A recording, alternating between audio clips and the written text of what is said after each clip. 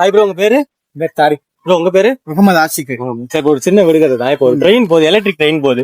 அது தெற்குல இருந்து வடக்கு போகுது. இது எந்த சைடு இருந்து புகை வருதுன்னு நீங்க நினைக்கிறீங்க? எலக்ட்ரிக் ட்ரெயின்ல எப்படி போக வரும்? ஒரு மனுஷன் எதையாவது பண்ணி முன்னுக்கு வரலாம்னு பார்த்தா கால் வைக்கிற இடமெல்லாம் கண்ணி விடி வைக்கிறாங்களே. Bro super bro, super bro. என்ன சொல்றீங்க? முதுகெலும்புலாம் தெரியுதுடா.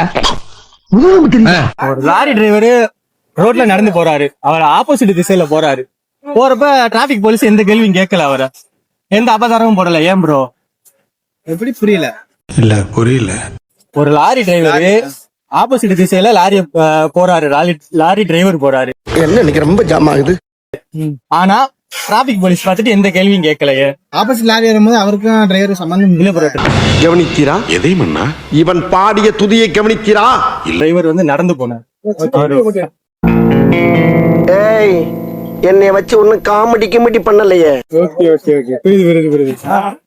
இந்தாங்க ப்ரோ, கண்டிப்பா சொன்னதுக்காண்டி உங்களுக்கு